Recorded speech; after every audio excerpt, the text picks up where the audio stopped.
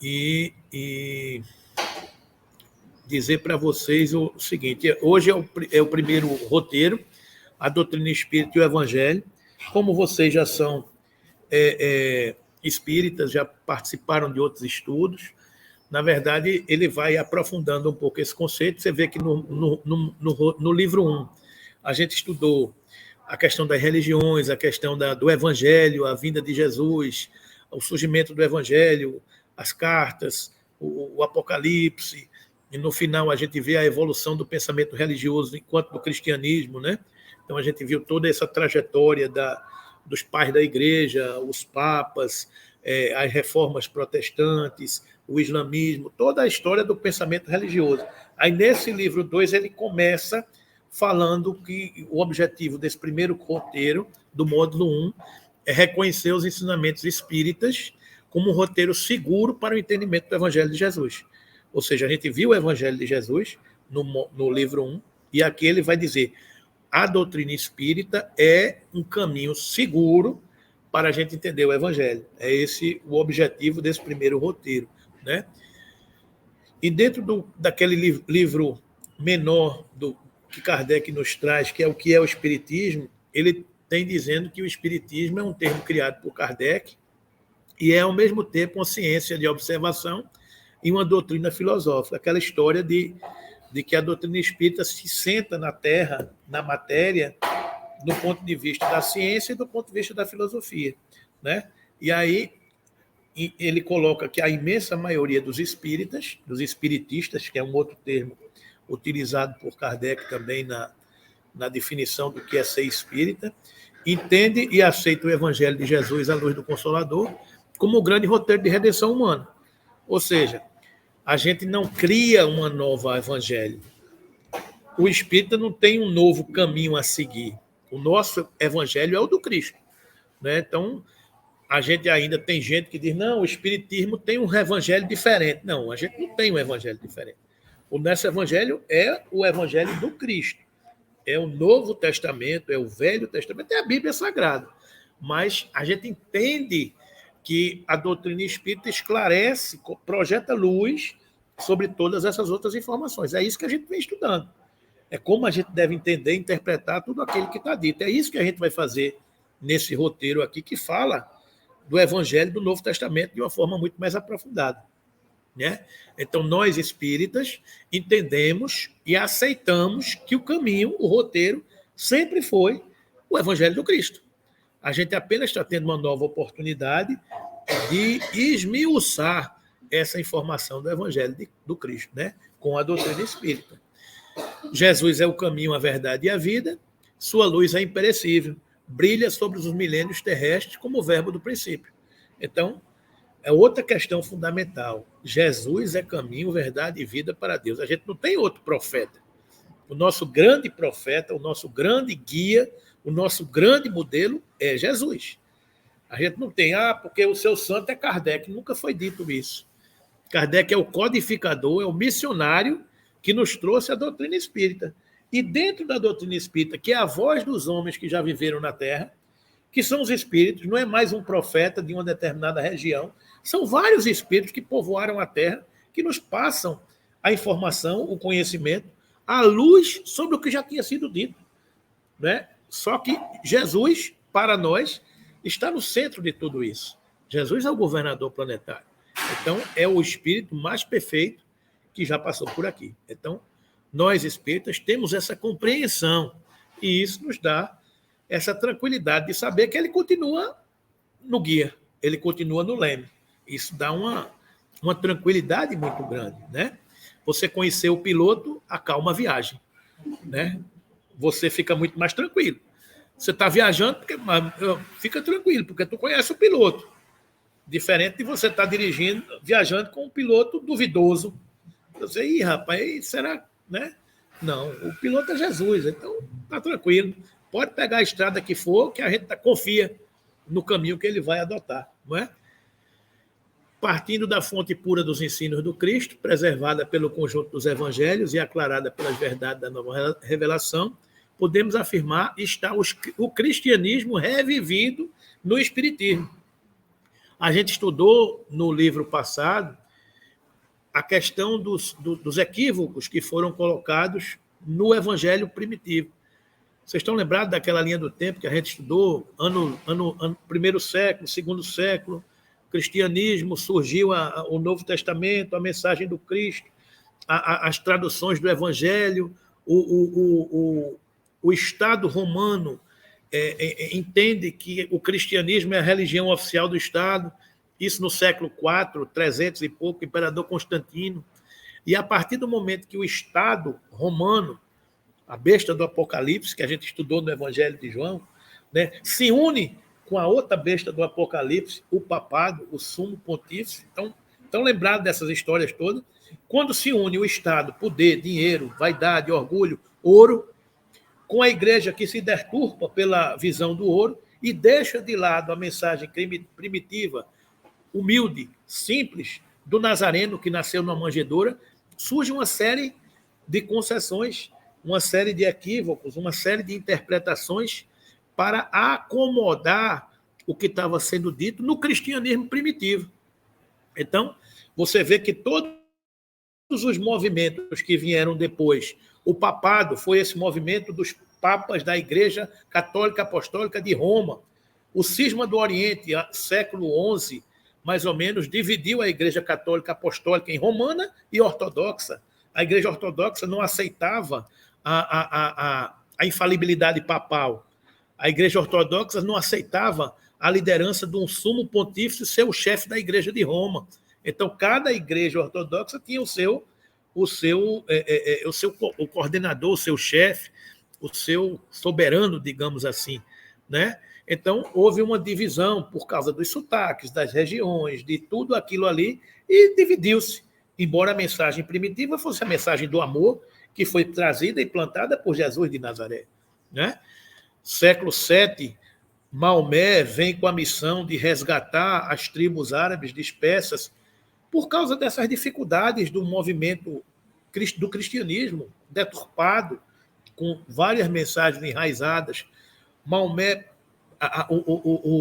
o islamismo prolifera, a Igreja Católica Apostólica Romana, com a união com os reis, os chefes de Estado, Inglaterra, Espanha, Itália, França, começa a ter essa união, formam-se o movimento das cruzadas, as guerras santas, século XI, século XII, começam a batalhar em nome de Deus, para retomar Jerusalém, e é século XI, século XII, século XIII, manda-se Francisco de Assis, o nosso Francisco Bernardone, no século XII, para reerguer a igreja com a mensagem primitiva. Não conseguiu, porque a resposta foi o quê? Inquisição, tribunais da penitência, condenação dos hereges.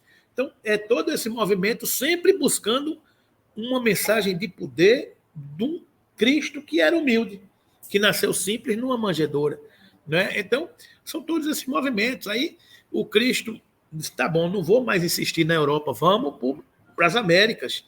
Manda a cruz do Evangelho para o Brasil, para as Américas, para poder, coração do mundo, pátria do Evangelho, criando tudo isso. Mas, mesmo assim, não se desiste da Europa. E reencarnam diversos missionários, os reformistas, né? Calvino, Lutero, John Hus, que é o nosso Kardec, todos eles com a tentativa de tirar, expurgar da mensagem do Evangelho o que foi inserido pelas concessões do Estado. A gente viu aqui a fundação da Igreja Anglicana no século Henrique VIII, quando queria se separar, o Papa disse, você não pode. Aí ele funda a Igreja Anglicana para dizer, eu posso me separar. E ele torna-se o chefe da Igreja. O chefe do Estado também é o chefe da Igreja, porque a gente também viu que essa união Estado e Igreja dominava o povo. De um lado a fé, do outro lado o poder. Então, quando você junta a espada e a fé, você domina e você amassa todo mundo que estiver na frente, né? Então, assim foi a história da humanidade. Aí, quando chega o século XVI, os reformistas, a humanidade vai se preparando para iluminar, para um renascimento. Aí vem o renascimento. Em vários artistas, várias pessoas, espíritos que reencarnavam na Grécia Antiga, reencarnam para poder renascer a arte, a música, a convivência da sociedade naquele tempo. Então, vários começam a trazer luz sobre uma sociedade parada, uma sociedade meia atônita com tudo isso aí. Não é? Então, vem o Renascimento, vem o Iluminismo, século XVIII, na França, as revoluções, a Carta da Independência na Filadélfia, nos Estados Unidos, a Revolução Francesa. Então, movimentos de libertação social do povo oprimido. Por tudo isso, Estado, Igreja, em comum acordo, oprimindo o povo. O povo se liberta. Com o Iluminismo, vêm os pensadores, reencarnam vários artistas, na música, na filosofia, na ciência, em todos os aspectos. Esse povo vem tudinho para povoar o mundo, e no meio de tudo isso vem Kardec, para trazer a doutrina espírita como terceira revelação, cujo objetivo é o quê? Reviver o cristianismo primitivo. É trazer aquela mensagem pura do Cristo. Ou seja, é a recuperação. Né? É aquela história, vai um tentando, o outro tentando, o outro tentando. É sempre esse movimento visando o bem da humanidade. Então, preservada o conjunto dos evangelhos e aclarada pelas verdades da nova revelação, podemos afirmar, está o cristianismo revivido no espiritismo. Então, é a mensagem pura de todos esses atores que já viveram o Cristo. Então, é isso que a gente está fazendo hoje, é isso que a gente está estudando. É essa a missão dos espíritas. Estudar, compreender e dar testemunho do que acredita. É o que a gente acabou de ler na mensagem aqui.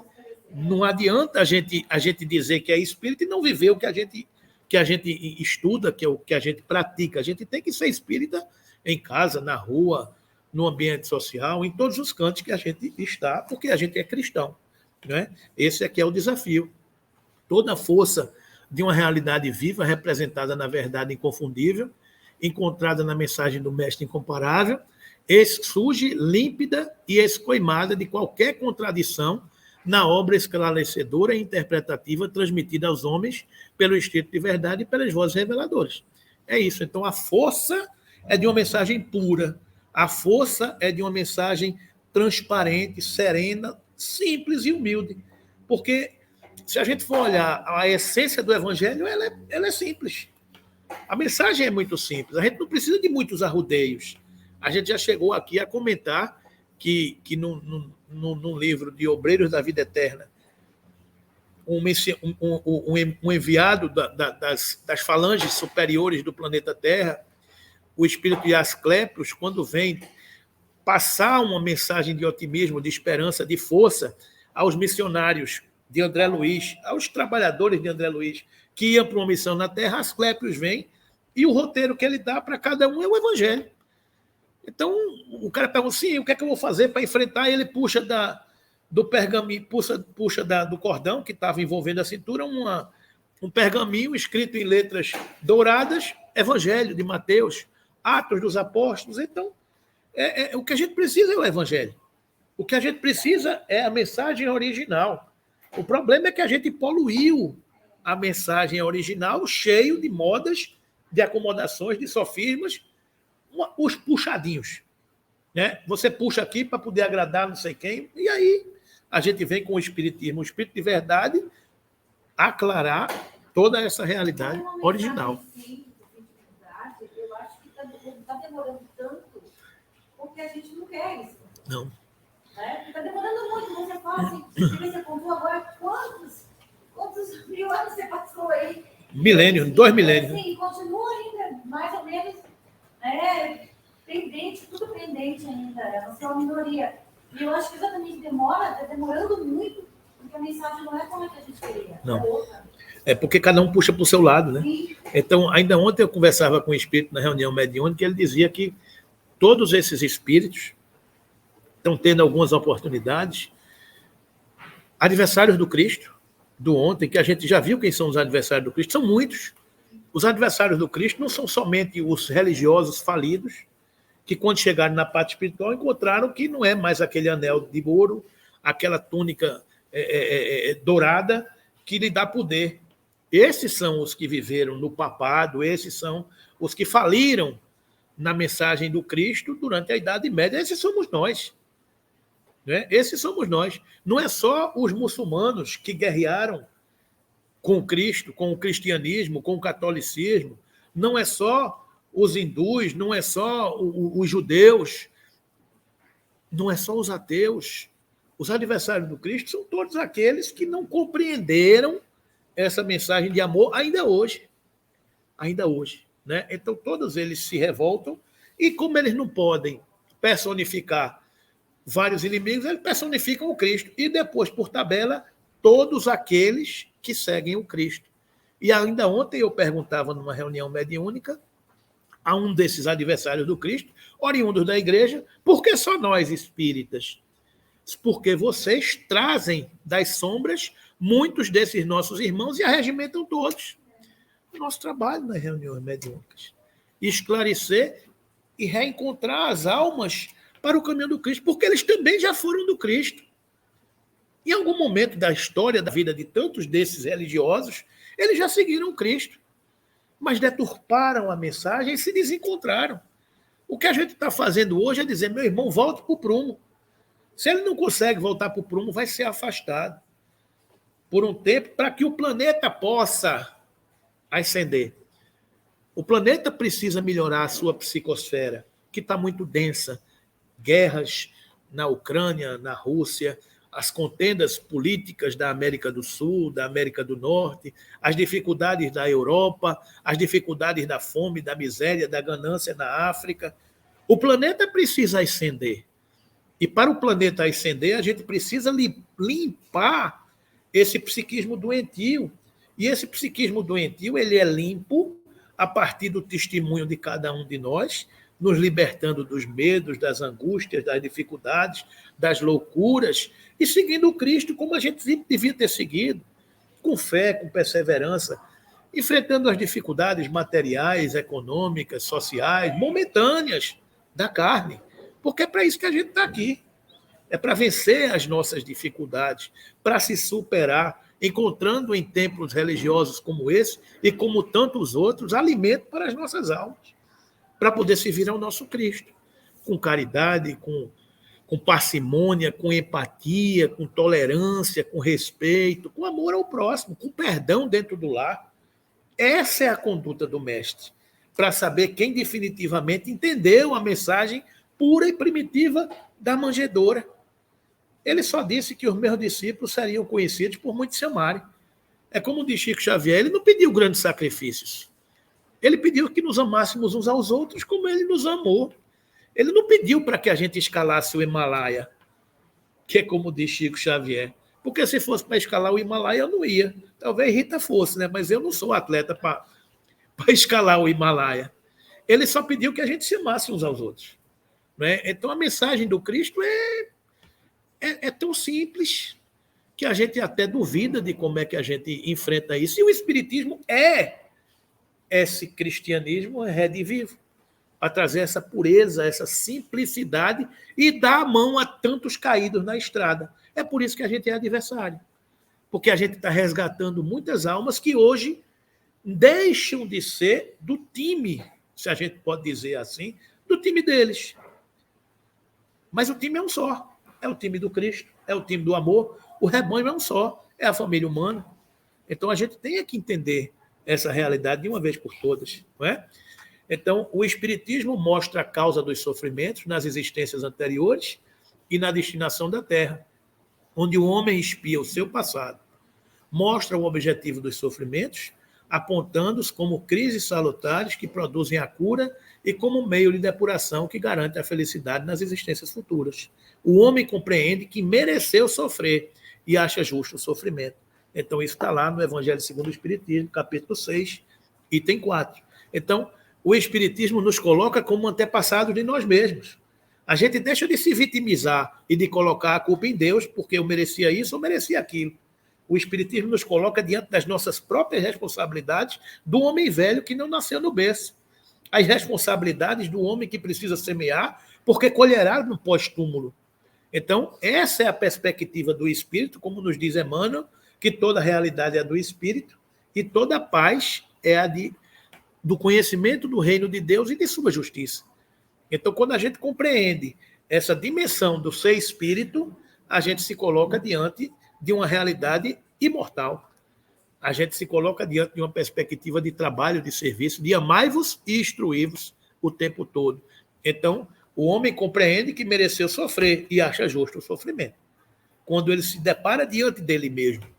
Ele vê o que ele já fez, ele vê o que ele deixou de fazer, ele vê as consequências daquilo que ele poderia ter feito e não fez. Então, essa é a realidade do ser que toma consciência do que é, do que está fazendo aqui, para onde vai e a quem deve seguir. Essa é a doutrina espírita, que traz essa luz para toda a humanidade, né? O Espírito lhe dá ao homem fé inabalável no futuro e a dúvida pungente não mais se lhe aposta da alma. A gente tem fé, porque a gente sabe que o que a gente plantar, a gente colhe. Se a gente plantar o bem, a gente vai colher o bem. Se a gente não escolher ainda o bem, a gente ainda vai ter dificuldade. Dando-lhe a ver do alto as coisas. A gente começa a enxergar as coisas de uma outra perspectiva. A importância das vicissitudes terrenas some-se no vasto e esplêndido horizonte que ele o faz descortinar. E as perspectivas da felicidade que o espera lhe dá a paciência, a resignação e a coragem de ir até o termo do caminho. Essa é a doutrina espírita. Faz descortinar e a perspectiva da felicidade, a perspectiva de que seremos felizes, que nos espera, nos dá paciência, resignação e coragem de ir até o termo do caminho. Então, essa é a perspectiva de ser espírita. É a perspectiva da serenidade de encontrar um parente, um ente querido, prestes a desencarnar. A gente ter a serenidade de que a morte não existe, a gente ter a serenidade de que todos nós cumprimos ciclos e de que esses ciclos são educativos, de que o amor não se encerra, não se extingue, não se separa. A gente apenas vai dizer um até logo, um até breve. A gente não vai dizer adeus. Então, essa perspectiva nos dá paciência, nos dá resignação de entender as dores que são momentâneas, de entender os remédios que muitas vezes são amargos, mas que é para a nossa felicidade, é para a nossa cura, e nos dá coragem de continuar a caminhar, porque a gente sabe que caminhando a gente chega ao longe, não é? Então, isso é a nossa doutrina espírita, não é?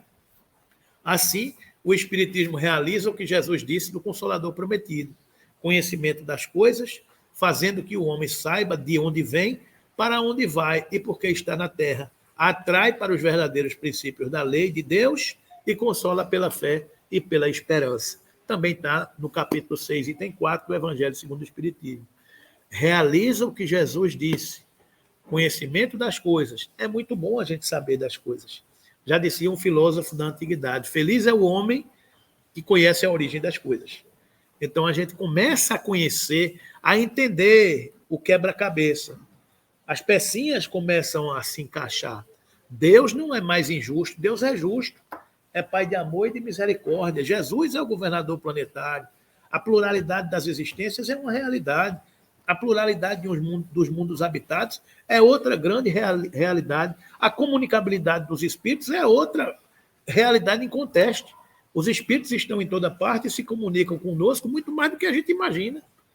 Cabe-nos a sintonia para saber com quem a gente quer estar sintonizado. Então, essa realidade nos consola pela fé, nos dá esperança do porvir. Não é? Então, está lá na questão 922, se eu não me engano, do Livro dos Espíritos, se existe algum tipo de felicidade permanente para todos os homens. Os espíritos respondem que sim. Do ponto de vista material, é a saciedade, do ponto de vista material, é a saciedade das coisas da matéria, a saciedade do necessário. E do ponto de vista espiritual, é a consciência tranquila e a fé no futuro. Resolve tudo. Do ponto de vista material, a saciedade do necessário. Agora, cada um decide o que é necessário. Tem gente que é infeliz porque não toma mais uísque 21 anos. Tem gente que é infeliz porque não tem mais um carro importado, o último modelo. Tem gente que é infeliz porque não dorme mais em lençóis de 1000 fios, com fio dourado para dormir. E tem gente que é infeliz porque dorme na favela. Então a gente tem que discutir, na média, o que é felicidade? É a posse do necessário. O que é necessário para cada um de nós? Jesus já nos ensinou. O pão nosso de cada dia nos dai hoje. Mas, como dizia Paulo Coimbra, um grande expositor espírita que nos falava aqui, o problema é que ele disse só o pão nosso. Aí a gente bota pão, queijo, presunto, depois bota pão, queijo importado, presunto de Parma. depois bota pão, queijo, presunto importado, presunto de Parma, caviar. Aí quando a gente perde o caviar, a gente deixa de ser feliz. Mas era só o pão. Então a gente começa a agregar coisas que a gente julga necessárias. Né? Hein? A gente... Então, a gente tem que entender o que é necessário. A posse do necessário é o que nos dá felicidade no mundo material. E a consciência tranquila, deitar e dormir. De que fez todo o bem que estava ao nosso alcance. De que conseguiu cumprir a sua tarefa. Essa é a consciência tranquila. E a fé no futuro. Essa é a definição de felicidade. Que a gente tem que colocar isso na nossa cabeça e seguir adiante. E a doutrina espírita que nos explica, não é? Muitos pontos do Evangelho, da Bíblia e dos autores sacros em geral só são ininteligíveis, parecendo alguns até irracionais, por falta da chave que nos faculta compreender o seu verdadeiro sentido. Essa chave está completa no Espiritismo. Ou seja, muitos aspectos da religião, da religiosidade, dos textos sagrados, faltava uma pecinha para a gente entender muitas coisas. Essa chave se completa no Espiritismo. É como se diz, Emmanuel nos diz uma frase que diz que Jesus é o caminho, o Evangelho é a porta, mas o Espiritismo, Kardec, é a chave. Então a gente tem o caminho, a gente tem a porta, faltava a chave. A chave é Kardec, é o Espiritismo. Então Jesus é o caminho, o Evangelho é a porta, Kardec, o Espiritismo é a chave. Então a gente abre a porta e a gente caminha no caminho. Né? Então a gente fechou o ciclo e a gente tem todas as informações disponíveis e na mão para que a gente possa caminhar. Né? A gente está completo. A gente não pode mais dizer que não sabia. Isso é bom e é ruim, porque a gente não tem mais desculpa. Né? É como dizia um amigo meu que dizia: rapaz, ser espírita é muito bom, mas dá um trabalho danado para sair. Porque a consciência começa a cobrar um bocado de coisa. Né? A gente não pode mais dizer que não sabia. Não dá mais para dizer que não é com você. Você foi chamado, você foi picado pela mosca azul. Então, a responsabilidade começa a se dobrar. Às vezes dá vontade de correr, às vezes dá vontade de deserdar, mas não dá mais. A gente já foi chamado a essas fileiras, digamos assim. Então, é combater o bom combate. Não é isso? Como dizia o apóstolo Paulo. Pois bem, meus amigos, então terminamos aqui o primeiro roteiro. E o segundo roteiro eu vou passar em 10 minutos aí, porque vocês já sabem, é a terceira revelação. É Moisés, Jesus e Kardec. Né? Então, a gente já sabe, Moisés, a gente já bateu muito nessa tecla. Moisés, 1.300 anos antes de Cristo. Jesus, ano zero. Kardec, 1857. Com todo esse movimento que a gente falou aqui. O movimento dos missionários, a tentativa do Cristo para trazer luz para a humanidade, educar a humanidade. Né? As 3 revelações divinas, indicar os 3 aspectos da revelação espírita. Revelar entre os cristãos é uma ação divina que comunica aos homens os desígnios de Deus e a verdade que estes envolvem. Do latim, revelare, cuja raiz, véu, significa literalmente sair de sob o véu e figuradamente descobrir, dar a conhecer uma coisa secreta ou desconhecida. Isso está na Gênesis, capítulo 1, item 2. Ou seja, à medida que a humanidade progride, novas verdades são apresentadas. É aquilo que a gente estava estudando ontem sobre o sobrenatural. Algo que era sobrenatural ontem, hoje não é mais. As revelações são assim. O Jesus já conhecia a doutrina espírita muito antes, mas ele não podia revelar, porque a humanidade não tinha condições de compreender. É o diálogo dele com Nicodemos. Se tu não conheces as coisas da terra, quanto mais eu vou te revelar as coisas do céu? Eu não posso te dizer ainda. Né? Então, aos poucos, quando a humanidade progredir, a gente vai entender. Você não ensina uma raiz quadrada a uma criança que não sabe somar. Você não pode ensinar a escrever um texto, uma redação, a quem não sabe juntar as letras. Então, primeiro você precisa ensinar o alfabeto. Depois de ensinar o alfabeto, você precisa juntar letras. Depois de juntar letras, você precisa ensinar palavras. Depois de ensinar palavras, você precisa ensinar frases. Depois de ensinar frases, você precisa escrever textos.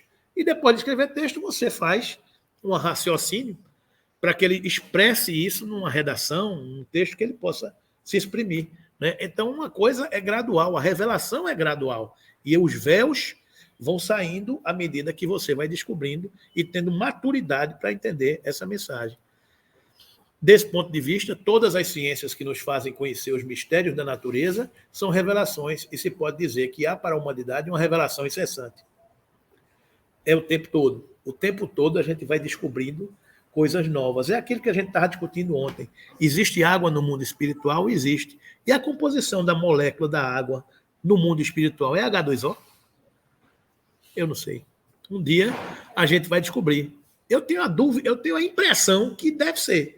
Mas deve ser uma molécula de H2O com outra dimensão fluídica. Outra capacidade molecular. Acho que deve ter lá tudo igual. É. Só que de mais fluido. É por aí, é o contrário, né? Aqui tem tudo igual, só que mais material. A origem é o mundo espiritual. Aqui a gente vai se materializando. Agora essa ficha vai caindo, porque não é da noite para o dia que a gente entende isso. Essas coisas vai, né? Esse conhecimento que a gente não tem, que a gente não consegue ter certeza, isso não faz diferença nenhuma para nós. É isso que a gente tem que entender. Não, a diferença é a moral. A diferença é moral. É amai-vos, é amar. Os meus discípulos serão conhecidos por muito se amar. Jesus não disse que os meus discípulos serão conhecidos por muito saber. Não. Em momento nenhum ele disse, os meus discípulos serão conhecidos porque saber se a composição da molécula de água no mundo espiritual é igual à da Terra. Não interessa. Isso a gente aprende depois. O que interessa é que você deve amar uns aos outros como eu vos amei. Esse é o ponto. Porque do amor, o resto acontece, né? Então isso é que é fundamental. No sentido especial da fé religiosa, a revelação se diz mais particularmente das coisas espirituais que o homem não pode descobrir por meio da inteligência, nem com o auxílio dos sentidos. É isso aí, ó, você está dizendo. No sentido especial da fé religiosa, a revelação se diz mais particularmente das coisas espirituais que o homem não pode descobrir por meio da inteligência, nem com o auxílio dos sentidos. Neste caso, a revelação é sempre feita a homens predispostos, designados sob o nome de profetas ou messias, isto é, enviados ou missionários, incumbidos de transmiti-las aos homens. Então é isso aí, cada um tem a tarefa, a missão e vai revelando, né? A humanidade da era cristã recebeu a revelação divina em 3 aspectos essenciais. Moisés nos trouxe a missão da justiça, o Evangelho, a revelação insuperável do amor pelo Cristo, por Jesus, e o Espiritismo, a sublime tarefa da verdade. Isso nos diz Emmanuel, na questão 271 do livro Consolador, né? Moisés revelou aos homens a existência de um Deus único, soberano, Senhor e orientador de todas as coisas. Promulgou a lei do Sinai e lançou as bases da verdadeira fé. Então, naquele momento que a humanidade acreditava em múltiplos deuses, o politeísmo, vem Moisés e diz, não, amarás o Senhor teu Deus e o Deus é único. Então, ele traz a lei de justiça no Tabor, revelada no Monte Sinai, com os 10 mandamentos, que é a base do direito romano até hoje. Os 10 mandamentos.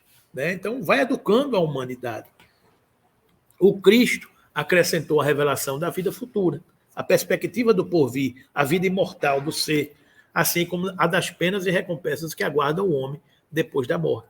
Ou seja, a revelação vão sendo gradual. E revelou um Deus clemente, soberanamente justo e bom, cheio de mansidão e misericórdia, que perdoa o pecador arrependido e dá a cada um segundo as suas obras. Ou seja, não é mais o olho por olho, o dente por dente, não é mais a penitência eterna, é um Deus justo, um Deus bom, que dá a oportunidade do perdão, do refazer, do recomeçar. Não é?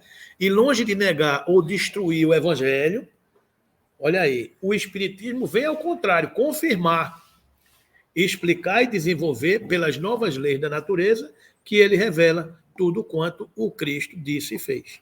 Ou seja, o Espiritismo não vem contrapor nenhum dos aspectos nem de Moisés, nem do Cristo. Muito pelo contrário, afirmando pelas leis da natureza, porque o Espiritismo está na natureza, ele revela tudo quanto Cristo disse e fez. Então, é luz sobre tudo aquilo que vai se acumulando com o conhecimento que a gente tem. Então, de novo, Jesus é o caminho, o Evangelho é a porta, o Espiritismo é a chave. Então, a gente vai entendendo todo esse mecanismo para poder se melhorar, porque o objetivo é a transformação moral de cada um. É sermos pessoas melhores sempre, né? E no centro das 3 revelações, Moisés, Jesus e o Espiritismo, encontra-se Jesus Cristo como fundamento de toda a luz e de toda a sabedoria.